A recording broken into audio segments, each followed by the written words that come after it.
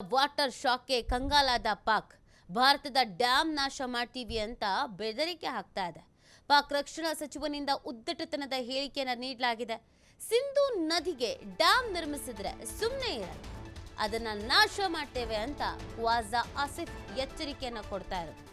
ಭಾರತವನ್ನ ಕೆಣಕುವಂತ ಹೇಳಿಕೆ ನೀಡಿದ ಪಾಕ್ನ ಸಚಿವ, 80% ಸಿಂಧೂ ನೀರನ್ನೇ ನಂಬಿರುವಂತ ಪಾಕಿಸ್ತಾನ ಇದರಿಂದ ಕಂಗೆಟ್ಟು ಭಾರತಕ್ಕೆ ಗೊಡ್ಡು ಬೆದರಿಕೆಯನ್ನ ಹಾಕುವಂತ ಕೆಲಸವನ್ನ ಇದೀಗ ಮಾಡ್ತಾ ಇರೋದು.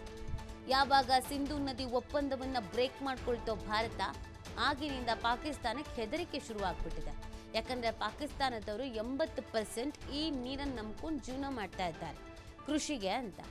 ಆದ್ರೆ ಭಾರತ ಈ ಥರದೊಂದು ಕಠಿಣ ನಿರ್ಧಾರ ತೆಗೆದುಕೊಳ್ತಾ ಇದ್ದ ಹಾಗೇನೆ ಪಾಕಿಸ್ತಾನಕ್ಕೆ ಡವ ಶುರು ಆಗ್ಬಿಡ್ತು. ಈಗೇನಪ್ಪ ಮಾಡೋದು?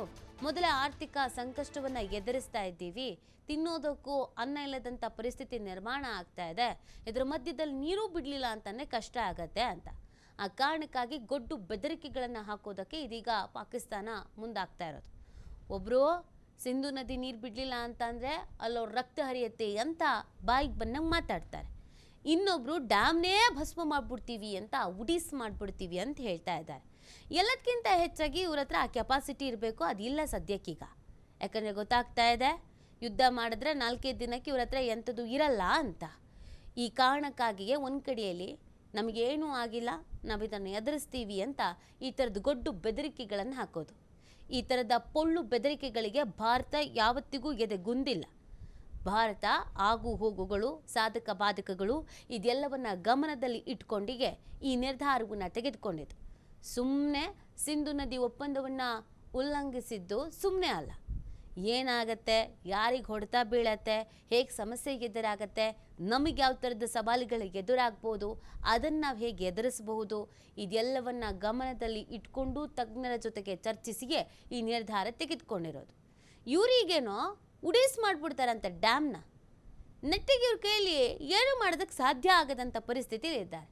ಈ ಕಾರಣಕ್ಕಾಗಿ ಯುದ್ಧ ಬೇಡ ಅಂತ ಎಲ್ಲರ ಬಳಿ ಮನವಿ ಮಾಡಿಕೊಳ್ತಾ ಇದ್ದಾರೆ. ಆದರೆ ಮಾತು ಮಾತ್ರ ಇದೆಯಲ್ಲ, ಏನು ಯುದ್ಧ ನಡೆದೇ ಬಿಡುತ್ತೆ, ನಡೆಸೇ ಬಿಡ್ತಾರೆ ಅನ್ನೋ ರೀತಿಯಲ್ಲಿ ಮಾತನಾಡ್ತಾ ಇದ್ದಾರೆ. ಮಾತಾಡಿಗೆ ಭಾರತವನ್ನು ರೊಚ್ಚಿಗೆಬ್ಬಿಸೋ ಕೆಲಸವನ್ನು ಪಾಕಿಸ್ತಾನ ಇಲ್ಲಿ ನಿರಂತರವಾಗಿ ಮಾಡ್ಕೊಂಡು ಬಂದಿರುವಂಥದ್ದು. ಪಾಕಿಸ್ತಾನ ಏನು ಮಾಡ್ತಾ ಇದೆ ಸದ್ಯಕ್ಕೆ ಅಂತ ಯಾರಾದರೂ ಕೇಳಿದರೆ ಮಾತಾಡ್ತಾ ಇದೆ ಅಂತ ಹೇಳಬಹುದು. ಅಷ್ಟೇ ಕೆಲಸವನ್ನ ಇಲ್ಲಿ ಪಾಕಿಸ್ತಾನ ಮಾಡ್ತಾ ಇರೋದು. ಈಗ ಡ್ಯಾಮನ್ನೇನೋ ಬ್ಲಾಸ್ಟ್ ಮಾಡಿಬಿಡ್ತೀವಿ ಅಂತ ಬೆದರಿಕೆ ಹಾಕ್ತಾ ಇದ್ದಾರೆ. ಇದರ ಪರಿಣಾಮ ಏನಾಗಿರುತ್ತೆ, ಅದನ್ನು ಹೇಗೆ ಎದುರಿಸಬೇಕು ಪಾಕಿಸ್ತಾನ ಅನ್ನೋದನ್ನು ಅವರೇ ಅರ್ಥ ಮಾಡ್ಕೊಳ್ಬೇಕಾಗತ್ತೆ. ಪಾಕಿಸ್ತಾನದ ಕೆಲವು ನಾಯಕರುಗಳು, ಮಾಜಿ ಸಚಿವರುಗಳು ಇವರೆಲ್ಲರೂ ಅಲ್ಲಿನ ಜನರನ್ನ ಓಲೈಕೆ ಮಾಡಲಿಕ್ಕೆ, ಅಲ್ಲಿನ ಜನರನ್ನು ಖುಷಿಪಡಿಸೋದಕ್ಕೆ ಬಾಯಿಗೆ ಬಂದ ಹಾಗೆ ಸ್ಟೇಟ್ಮೆಂಟ್ಗಳನ್ನು ಕೊಡ್ತಾ ಇದ್ದಾರೆ. ಅದರಲ್ಲಿ ಇದು ಕೂಡ ಒಂದು.